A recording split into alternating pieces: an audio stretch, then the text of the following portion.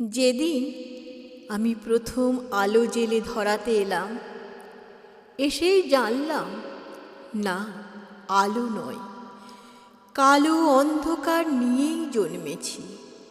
কারণ আমি মেয়ে। আমি মেয়ে বলে মা তো ভয়েই সিটিয়েছিল বিছানার এক পাশে। বাবা 2 দিন আমার মুখ দর্শন করেনি, আমি মেয়ে বলে। দাদু মিষ্টিগুলো ধুত্তর বলে ফেলে দিল মাঝ পুকুরে, আমি মেয়ে বলে। ঠাম্মি মুখ বেঁকিয়ে পাড়ায় পাড়ায় বলে বেড়ালো, কি আবার হবে, খরচের জোগাড় হয়েছে আবার। সুতিকা ঘরে টিম টিম করে জ্বলা আলোয় শুধু মা আমাকে প্রাণ ভরে দেখে বলতো, কেন এলি তুই শুধু আমার যন্ত্রণা বাড়াতে? জানিস না, এরা ছেলে চায়, ছেলে। বংশের প্রদীপ, আত্মমর্যাদার প্রতীক। দেখছিস না ঘরে কেমন কালবৈশাখীর মতো গুরু গম্ভীর মেঘ, কেমন অসহায় নিস্তব্ধতা। তোকে বড় হয়তো হতে দেবে, কিন্তু মানুষ হতে দেবে না। নারী সে তো সন্তান জন্মদানের যন্ত্র। সেই যন্ত্র হতেই পরে জন্ম নিল আমার অনুজ ভাই সুহাস। ঘরে যেন আলো এলো। সেদিন সারা ঘর সাজলো নানা রঙের আলোয়। উঠোন থেকে ঠাকুর ঘর, বাড়ির ছাদ থেকে তুলসীতলা। অন্নপ্রাশনে কত লোক খেলো, জন্মদিনও পালিত হলো রাজসিকভাবে। কিন্তু আমার বেলায় থাক, না বলাই ভালো, কারণ আমি মেয়ে। আমি মেয়ে বলেই স্কুলের গণ্ডিতেই শেষ হলো আমার জীবন। উচ্চশিক্ষা কি দরকার আমার? একদিন তো পরের ঘরেই, কারণ আমি মেয়ে। ভাই বড় হলো, ভাই উচ্চশিক্ষা পেল।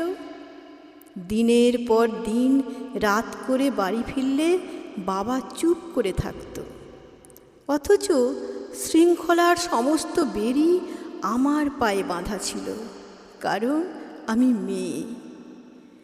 রঙিন মেঘের মাঝে সূর্যাস্তের অপরূপ দৃশ্য দেখার সৌভাগ্য আমার হয়নি কখনো। তার আগেই বন্দী হতে হতো রক্ত শাসনের 4 দেয়ালের মাঝে, কারণ আমি মেয়ে। আমি মেয়ে বলেই স্বামীর পরকীয়াও মুখ বুজে মেনে নিতে হয়। পুরুষরা নাকি অমন হয়, তাকে বেঁধে রাখার সব দায়িত্ব আমার। ঠাম্মি তাই বলেছিল। মা অকালে চলে গেল। পুরুষ শাসনের বেড়া ডিঙিয়ে, যেখানে আচার নেই, অত্যাচার নেই, ব্যভিচার নেই, লিঙ্গভেদের অপমান নেই মেয়ে বলে। নিয়তির নিষ্ঠুর পরিহাসে ভাইয়ের থেকে বিতাড়িত বাবা একদিন মা বলে আশ্রয় নিল আমার আঁচলের তলে। হ্যাঁ, আমি চোখের জলে মাতৃস্নেহে বুকে জড়িয়ে ধরি তাকে। আমি মেয়ে বলে, মমতা বেশি বলে। অথচ সেই প্রাগৈতিহাসিক যুগ থেকে যুগান্তরের কঠিন পথ হেঁটে আমি জেলে এসেছি আলো। আমার গর্ভ থেকেই জন্ম নিয়েছে লিঙ্কন, আমার গর্ভ থেকেই জন্ম নিয়েছে বিদ্যাসাগর, আমার গর্ভ থেকেই জন্ম নিয়েছে সুভাষচন্দ্র, আইনস্টাইন, রামমোহনেরা। অথচ বারবার আমাকেই পুড়ে মরে সতী হতে হয়েছে সতীদাহে। কারণ আমি মেয়ে।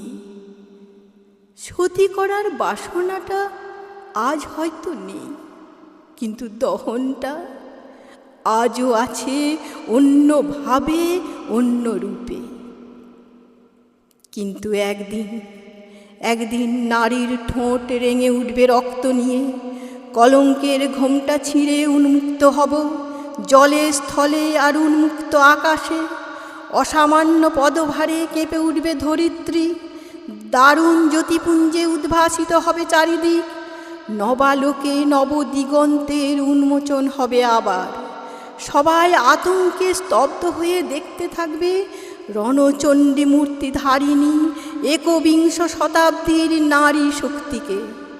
সমস্ত শৃঙ্খলা আর লিঙ্গভেদ ভেঙে চুরমার করে দিয়ে তোমায় দেখাবো পুরুষ, আমরাও মানুষ, রক্ত মাংসের মানুষ। নারী পুরুষের বিপরীত নয়, বরং পরিপূরক।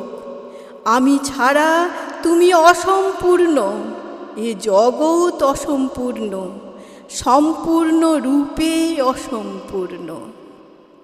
ধন্যবাদ।